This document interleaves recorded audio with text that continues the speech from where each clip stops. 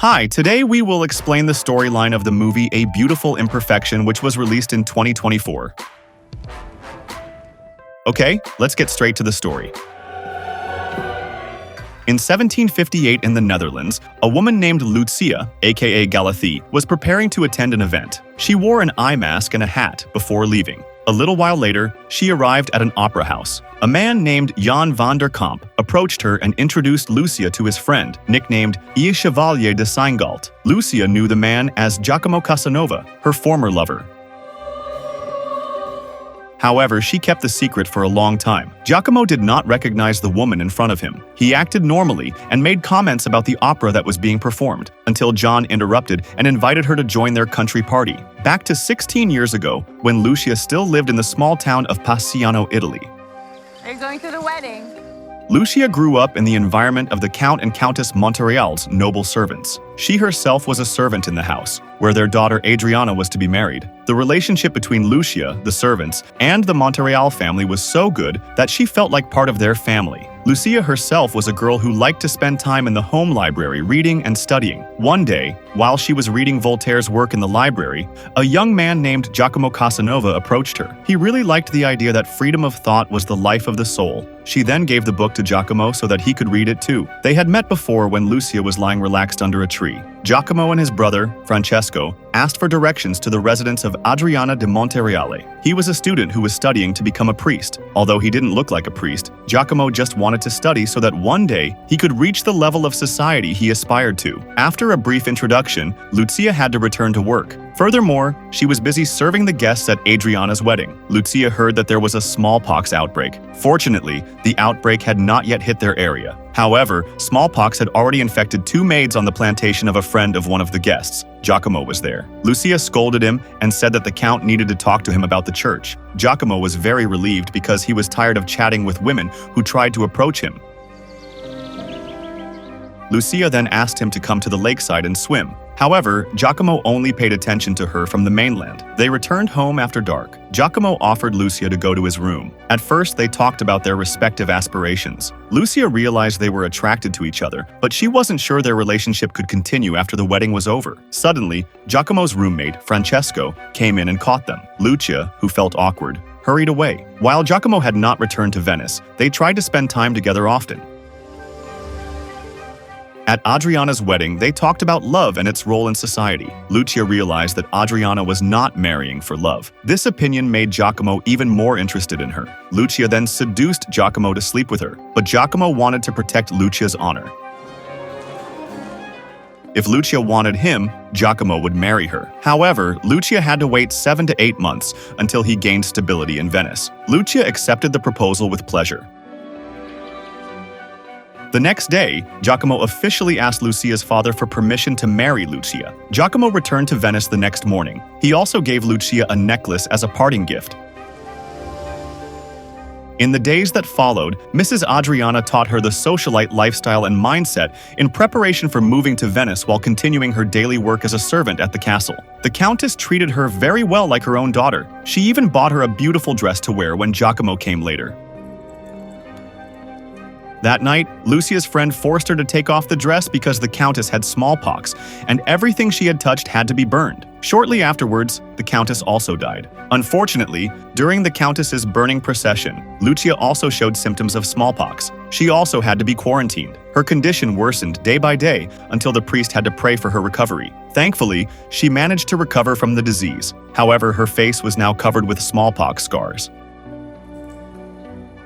She was embarrassed and didn't want Giacomo to see her face. She asked Emilia to tell Giacomo that she had found another man. Emilia was forced to fulfill Lucia's request. Giacomo shouted for Lucia from outside, but Lucia only looked at him from behind the window. From then on, Lucia decided to leave the Countess's residence and start a new life alone. Lucia arrived in the city of Bologna, Italy. She found it difficult to find a place to live.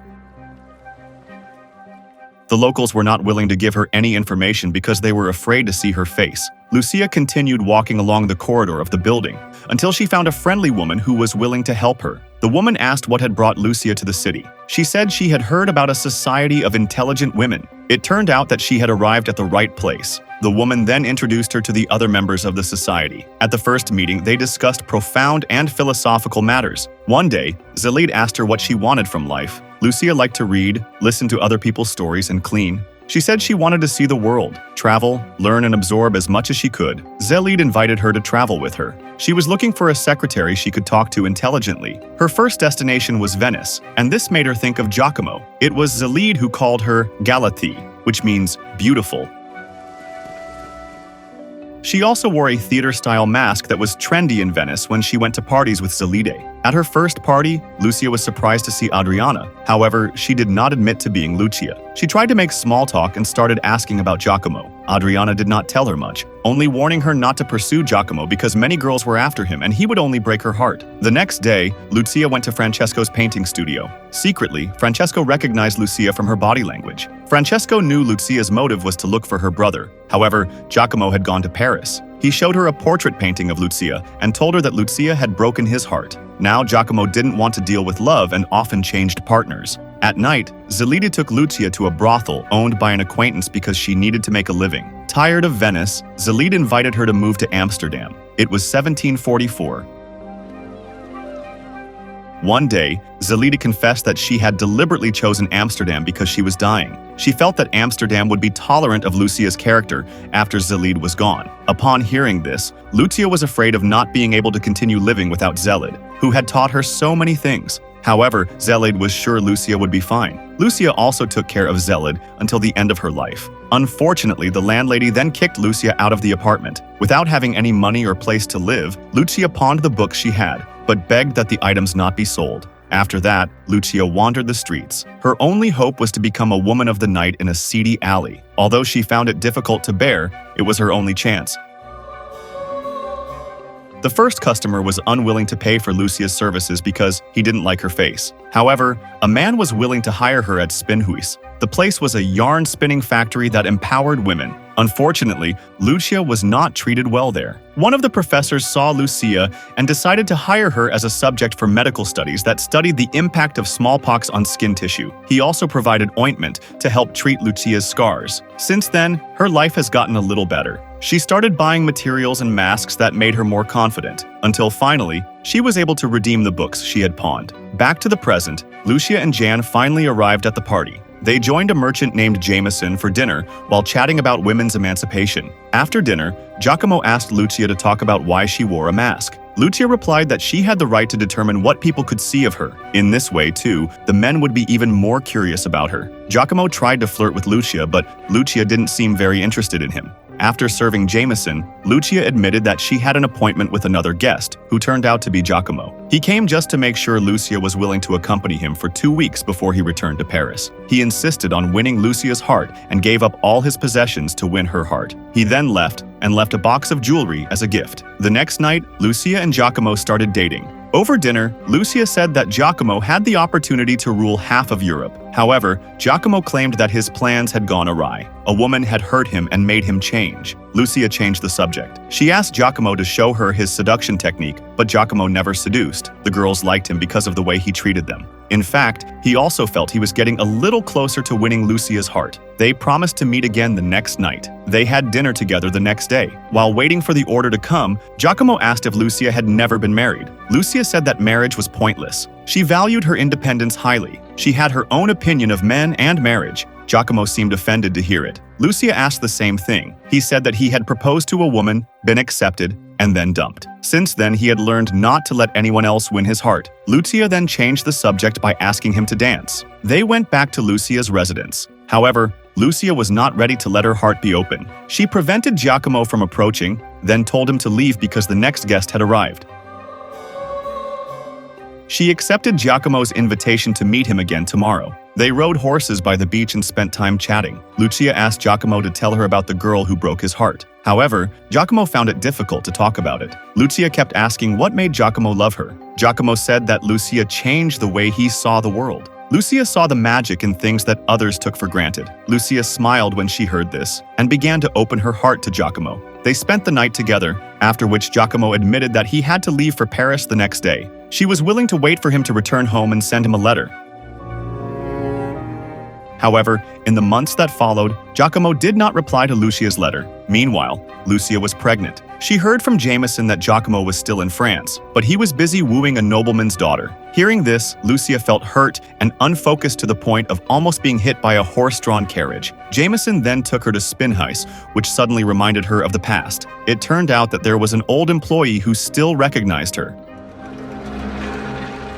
He pulled off Lucia's mask, which automatically exposed her face to Jameson. Suddenly, she felt embarrassed and sobbed. However, Jameson did not react negatively as he had in the past. Instead, he hugged Lucia and admired her face. They continued their conversation after sleeping together. Jameson had never asked why Lucia had chosen this profession. He was positive that she must have a good reason. Lucia also explained that she wanted to feel free. Women are always required to be submissive, and she thought her profession helped her feel freedom and independence. Jameson then offered another way to be free. He said he would be going to New York in a few days and intended to invite Lucia to come with him. She could take advantage of this opportunity to do business with other women entrepreneurs. Lucia thought Jameson didn't want her, but Jameson said otherwise. He knew Lucia couldn't yet return his deep affection, but he didn't mind waiting. He was willing to be her friend or business partner. Lucia also revealed that she was pregnant and didn't expect Jameson to accept her as she was. Still, Jameson didn't care about that little detail. Lucia didn't have to hide anything from him anymore.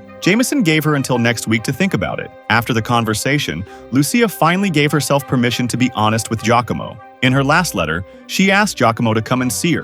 However, she asked Giacomo not to judge her. Lucia also wore the necklace that Giacomo had given her before leaving for Venice. Sure enough, Giacomo came right away. He called out Lucia's name as he ran towards Lucia's room, aka Galathée. He gasped, realizing that all this time he had been trying to get close to the woman he had once loved so much, but did not recognize her. Giacomo asked her why she hadn't told him from the start. However, Lucia did it on purpose because she had no reason. Giacomo admitted that he couldn't accept her anymore. Lucia just smiled knowingly, even though she felt hurt. Then she told Giacomo to leave. She felt lighter. The next day, Lucia pawned some of her belongings again, including the necklace Giacomo had given her. In the end, she decided to go with Jameson and build a new life with him. She is now known as Lucy Jameson, a successful businesswoman. She was married to Jameson for 30 years and had 3 children. Her eldest son was named Jacob, which comes from the name Giacomo. She passed away on February 11, 1802 in New York.